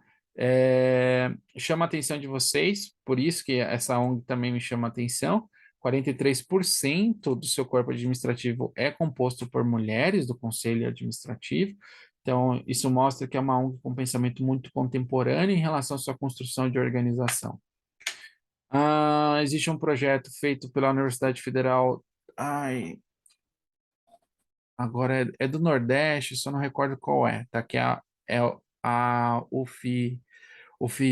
UFERSA, desculpem, tá? Que é o projeto Ecologia, projeto Mais Ecologia promove uma semana de esporte e relaxamento chamado Ser Eco, tá? Semana do Esporte e Relaxamento e Ecologia, que traz perspectivas bem interessantes, como prática do yoga, meditação, capoeira, voleibol, futsal, queimada, num ambiente de lazer, que esse ambiente pode proporcionar um desenvolvimento para aquela comunidade universitária e que isso pode refletir na, no desenvolvimento do futuro daquele universitário, quando ele se tornar um profissional e começar a atuar como profissional no desenvolvimento de outras pessoas. Tá? Aqui na Zona Sul a gente tem o Instituto Fernandes Fernandes, que leva também pessoas em situações diferentes para praticarem esporte, mas pensando numa transformação social e humana por meio da prática da canoagem, tá? E da prática esportiva. O Instituto Barrichello, que tem muitos alunos do curso de Educação Física aqui da Unesco que participam, que constitui todas as suas diretrizes em cima das ODS, que são diretrizes de desenvolvimento de uma sociedade melhor, da ONU, tá, da Organização das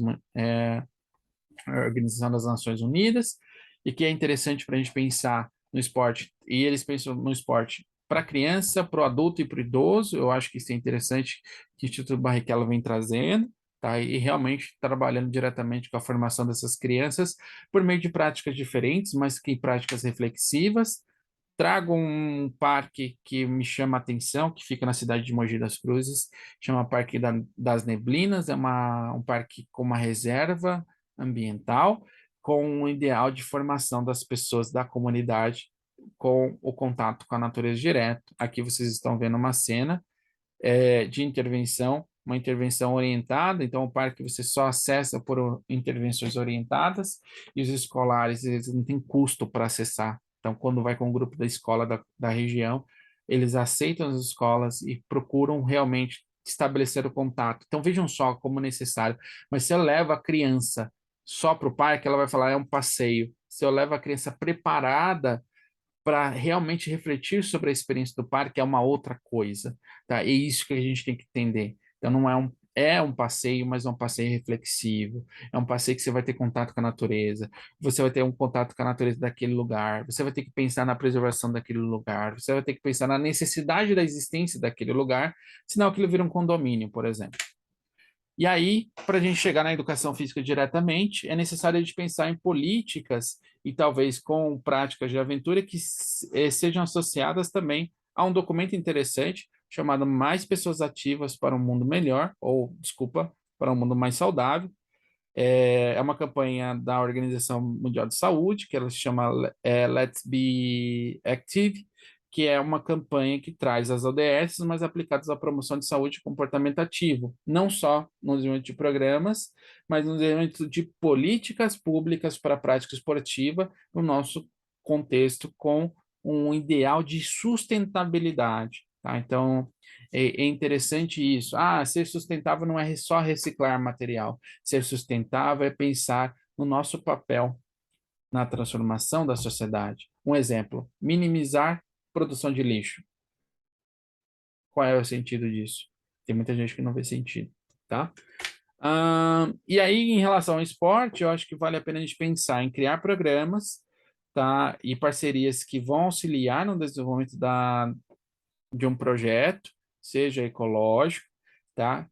Disseminar políticas que são importantes, catalisar a inovação de recursos, tanto digitais como físicos, promover uma ação política, por isso é necessário o envolvimento realmente com a comunidade, com diferentes grupos daquela própria comunidade, tá? E apoiar a transferência de conhecimento entre diferentes setores, tá? Professores, alunos, representantes da comunidade, crianças entre crianças, crianças com professores, orientadores, tutores e assim por diante, tá? Pensando num investimento, então promover investimento para a investigação e avaliação do impacto daquele lugar, daquele programa, apoiando também com recursos monetários mesmo para que o projeto aconteça, fornecendo o suporte técnico ideal e estabelecendo parcerias para que aquilo aconteça. Gente, não existe nenhum bom projeto sem monitoramento. Então, se um dia vocês forem elaborar qualquer tipo de prática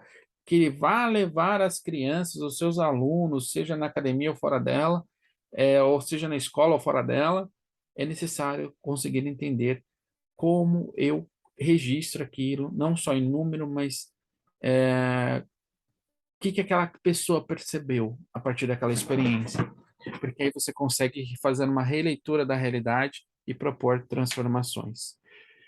Por fim, eu trago um vídeo da campanha, um vídeo bem interessante para a gente pensar da própria campanha. Ele é bem curtinho, mas ele traz uma proposição necessária e ideal para a gente avançar em relação à nossa discussão, tá?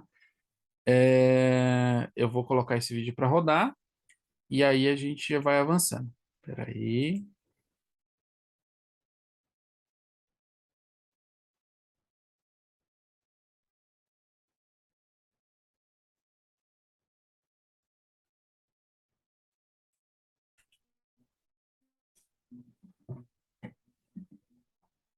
Vivemos num mundo com pulsações de urgência, respirando com dificuldade, entregando as necessidades.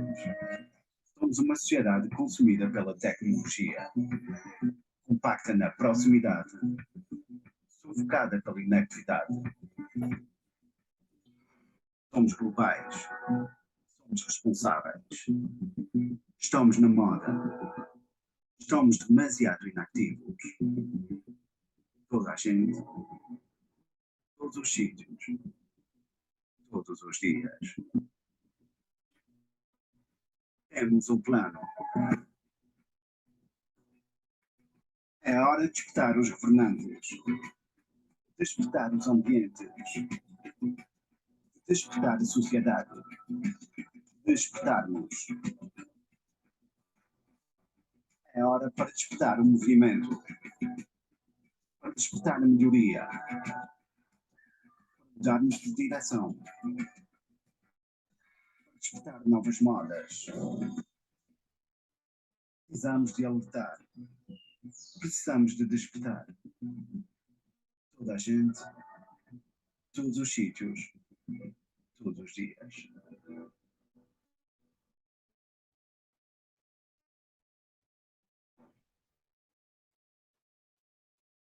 Vejam só, turma, com base em tudo que eu venho falando para vocês, é muito importante da gente perceber como essa campanha é fundamental e todo momento você mostra uma pessoa se desenvolvendo a partir do movimento. Então, o movimento é importante.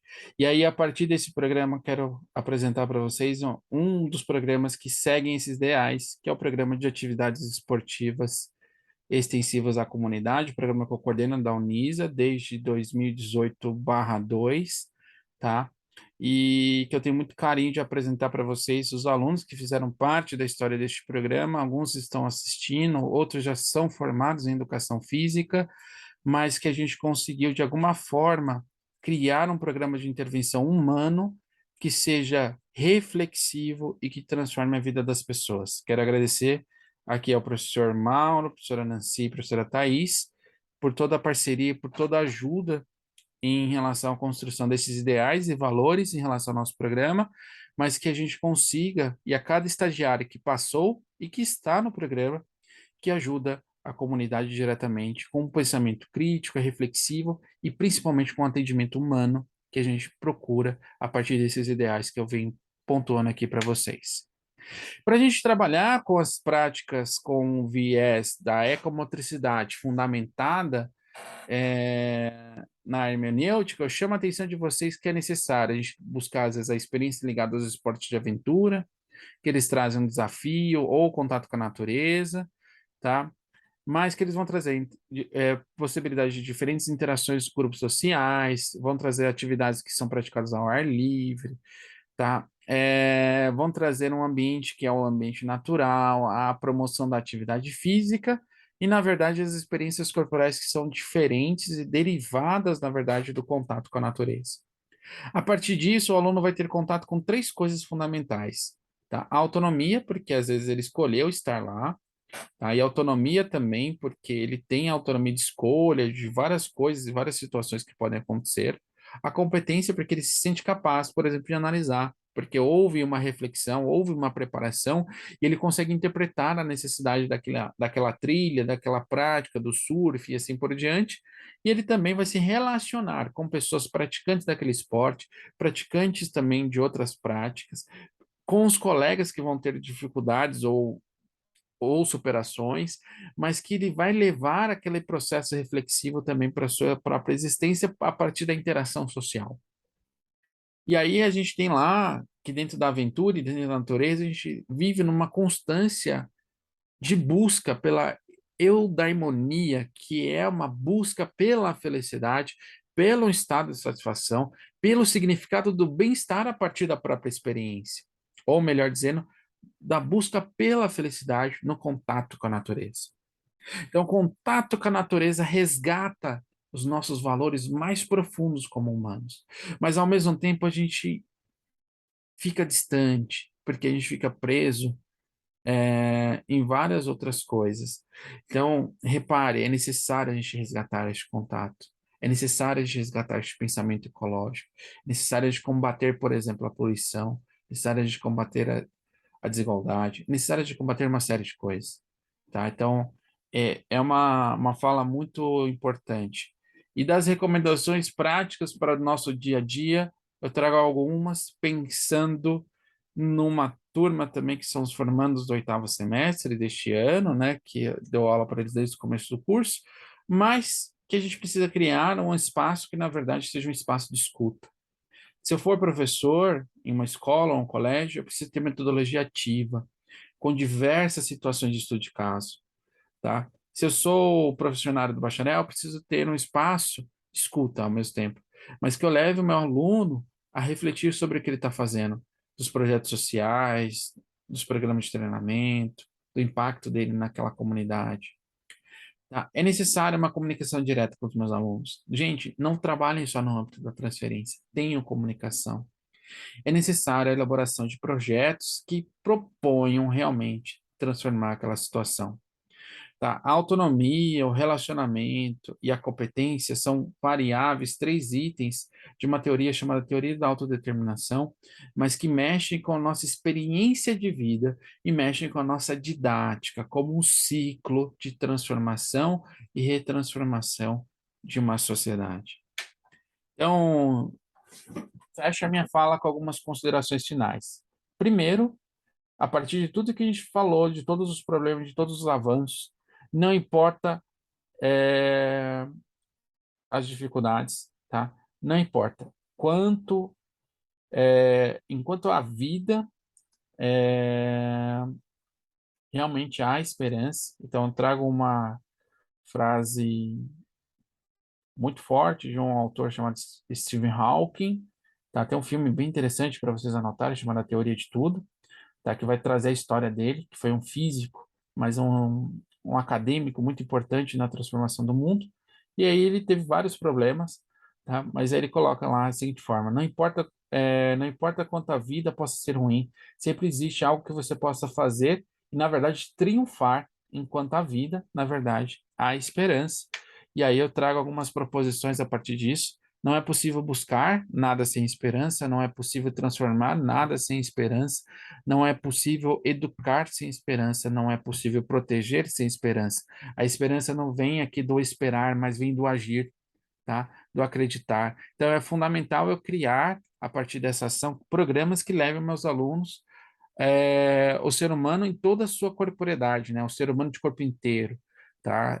A ter o contato com a natureza, e é preciso estabelecer um diálogo entre a experiência que é vivida e a transformação histórica e social do meu aluno, fundamentando esses programas com uma característica de educação ambiental e esportiva, que seja construída propostas significativas para formar e transformar a realidade daquele aluno, que ele será o próximo transformador daquela comunidade. Então, a gente caminha para o fim da nossa fala inicial, da nossa palestra inicial, e é por isso que não há esperança na pura espera, nem tampouco se alcança o que se espera na espera pura, que vira assim, espera vã. Trago essa fala de Paulo Freire para a gente avançar, que não é ficar sentado e esperar que as coisas acontecerem. É sair daqui e acreditar que vocês são os próximos, vocês são aqueles que vão realmente transformar a próxima sociedade e, além disso, tem um papel e a responsabilidade de fazer isso. E, por fim, a espera, na verdade, é que a gente precisa, espera-se, na verdade, ações ambientais corretas, tá? De preservação de uma natureza distante, de uma educação de qualidade, que rompa com paradigmas que o pensamento sustentável é simplesmente reciclagem, que o pensamento sustentável aqui é na proteção também da própria humanidade e da natureza. E não existe nada sem sentimentos. Fecho a minha fala de vocês hoje com os apontamentos finais de um médico chamado Antônio Damasio, em um livro chamado Em Busca de Spinoza, tá? E ele vai colocar da seguinte forma, né? A eliminação da emoção, do sentimento acarreta no empobrecimento da organização da experiência humana. Na ausência de emoções e sentimentos sociais, mesmo esses que provavelmente outras incapacidades intelectuais se pudessem manter.